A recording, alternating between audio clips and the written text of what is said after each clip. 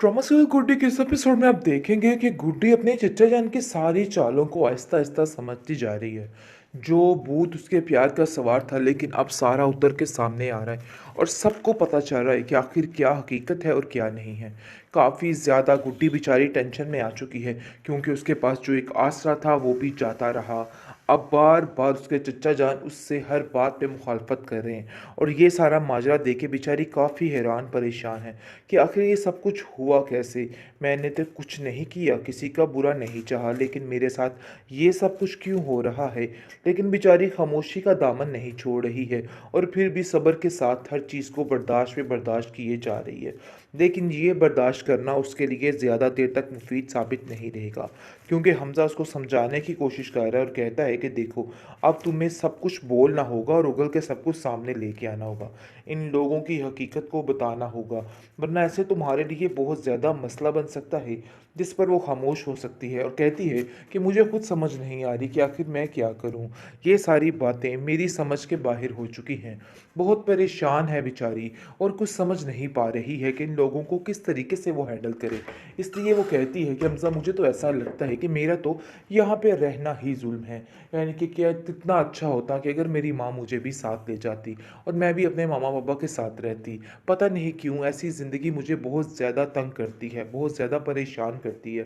जिस पर आप देखेंगे कि गुड्डी को कहता है कि तुम्हारा दिमाग ख़राब हो चुका है गुड्डी, कैसी बातें कर रही हो।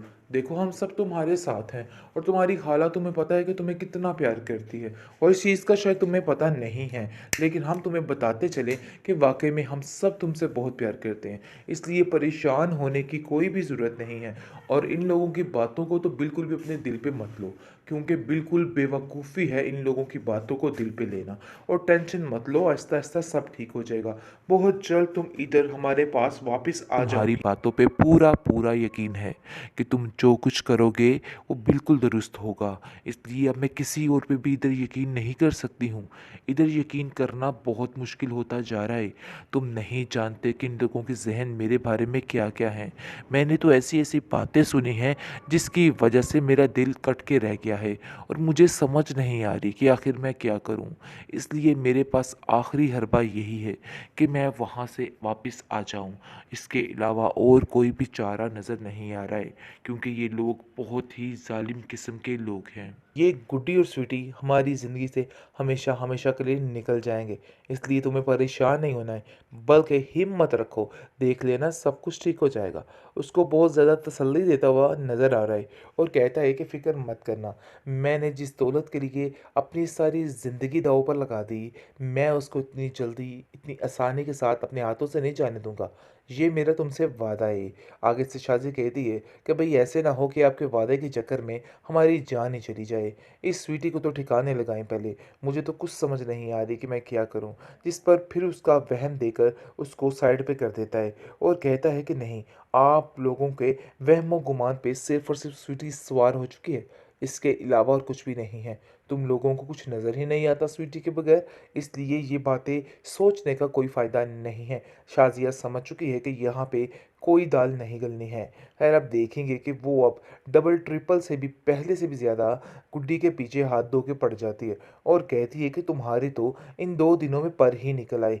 ऐसा लगता है कि जैसे सदियों से बड़ी ऐशो-इशरत की ज़िंदगी गुजार रही हो। आखिर तुम्हारी ये डैन डंग कैसे बदले, मुझे तो समझ नहीं आ रही है। लेकिन औरंगज़ेब इन सब बातों को इग्नोर करने की कोशिश करता है, और कहता है कि जाओ गुड्डी, ऐसी कोई बात नहीं, तुम रेस्ट करो। सोने की जिद और हठधर्मी उसकी जान ले लेगी। पता नहीं क्या कुछ कर रही है और क्या नहीं कर रही है। जैसा कि आप देख रहे हैं कि आफाक ने जो काम उसने अपनी माँ के साथ किया है, वो उसके साथ करके उसको बेहोश करके उसकी सारी रकम लेने की कोशिश की जा रही है, और उस पर तरह तरह के जुल्म ढाए जाएंगे। लेकिन ये बात सोनी को समझ नहीं आई थी। गुड्डी और हमजा समझा समझा के इसको तक गए, लेकिन इसने उल्टा उनको ही जलील किया, उनको ही रुस्वा किया। लेकिन अब देखेंगे कि आफाक जो है वो ऐसे ऐसे काम करने जा रहा है कि बस ये सोनी याद रखेगी, और ये चारों पहलू इसको वही नज़र आएगा। और अब देखेंगे कि फ़िलहाल जो स्वीटी है वो ये सारा माजरा देख रही है। कभी आफाक के आगे नज़र आ रही है और कभी आफाक के पीछे नज़र आ रही है। पहले सोनी को वो परेशान करती रही ताकि सोनी सुधर जाए, लेकिन सोनी को अकल नहीं आई है। लेकिन जी अब अफ़वाह के पीछे हाथ धो के पड़ चुकी है। वो अफ़वाह को कुछ ऐसा नहीं करने देगी, क्योंकि स्वीटी उसका वो हश्र करेगी कि वो याद रखेगी। क्योंकि वो जानती है कि गुड्डी की कज़न है, अभी स्वीटी को सारा पता है, टेंशन नहीं लेनी है। स्वीटी को सारा पता है कि वो गुड्डी की कज़न है, इसलिए वो स्वीटी जो है अफ़वाह को कुछ भी नहीं करने देगी। दूसरी तरफ देखेंगे कि जो बंदा इस गुड्डी के साथ बुरा करना चाहता है, उसके साथ ऐसा हश्र कर दिया गया है कि ये याद रखेगा। जैसा कि वो लोग फंक्शन से वापस आ रहे होते हैं, उन लोगों का बुरे तरीके से एक्सीडेंट हो जाता है, जिसकी वजह से सारे स्वीटी को ही कसूरवार ठहरा रहे हैं और कह रहे हैं स्वीटी की वजह से ही ये सब कुछ हुआ है। भाई स्वीटी कभी वहाँ पे जाके किसी के आगे गिरी है और कभी पीछे गिरी है, कुछ समझ नहीं आ रही है उसकी। लेकिन जी आप देखेंगे कि जिस तरीके से इस ड्रामे को हॉरर दिखाया गया था ना, ऐसा कोई सीन नहीं है, बल्कि अब तो कुछ और ही सीन बन चुका है। फिलहाल आप देखेंगे कि शाज़िया कहती है कि अरे भई इस लड़की को मैं बिल्कुल भी बर्दाश्त नहीं करूँगी। और वो स्वीटी, छटाक भर की स्वीटी, क्या हाल करके रख दिया उसने हमारा। मुझे तो समझ ही नहीं आ रही है कि वो क्या कर रही है। जिस पर गुड्डी कहती है इसकी स्वीटी तो मेरे पास थी। आप कैसे खालाजान कह सकती हैं कि स्वीटी आगे थी आपके वजह से, यानी उसकी वजह से आपका एक्सीडेंट हुआ है। लेकिन जी आप देखेंगे कि औरंगज़ेब कहता है जो कुछ भी है अभी फ़िलहाल तुम्हें शाज़िया खामोश रहना होगा। इन सब बातों को करने का कोई फ़ायदा नहीं है, क्योंकि अब इन बातों का कोई भी जवाब नहीं है। क्योंकि वो तो गुड्डी का काम ख़त्म करना चाहता है। इसलिए उसके लिए दिन-रात मेहनत कर रहा है और दिन-रात एक कर रहा है और शाहज़ाद को यकीन दिलाता है, कहता है कि बस कुछ देर और ये सब कुछ बर्दाश्त कर लो। देख लेना कि तुम्हारी ज़िंदगी में कितना सुकून हो जाएगा और ये गुड्डी और स्वीटी हमारी ज़िंदगी से हमेशा-हमेशा के लिए निकल जाएँगे। इसलिए तुम्हें परेशान नहीं होना है, बल्कि हिम्मत रखो, देख लेना सब कुछ ठीक हो जाएगा।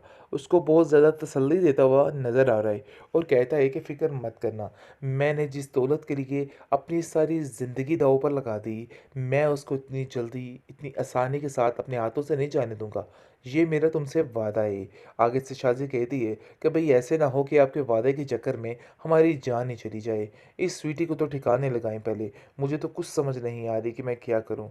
जिस पर फिर उसका वहम देकर उसको साइड पे कर देता है और कहता है कि नहीं, आप लोगों के वहमो-गुमान पे सिर्फ़ और सिर्फ़ स्वीटी सवार हो चुकी है, इसके अलावा और कुछ भी नहीं है। तुम लोगों को कुछ नज़र ही नहीं आता स्वीटी के बगैर, इसलिए ये बातें सोचने का कोई फ़ायदा नहीं है। शाज़िया समझ चुकी है कि यहाँ पे कोई दाल नहीं गलनी है। ख़ैर आप देखेंगे कि वो अब डबल ट्रिपल से भी पहले से भी ज़्यादा गुड्डी के पीछे हाथ धो के पड़ जाती है और कहती है कि तुम्हारी तो इन 2 दिनों में पर ही निकल आई। ऐसा लगता है कि जैसे सदियों से बड़ी ऐशो-इशरत की ज़िंदगी गुज़ार रही हो। आखिर तुम्हारे ये डैन-डंग कैसे बदले, मुझे तो समझ नहीं आ रही है। लेकिन औरंगज़ेब इन सब बातों को इग्नोर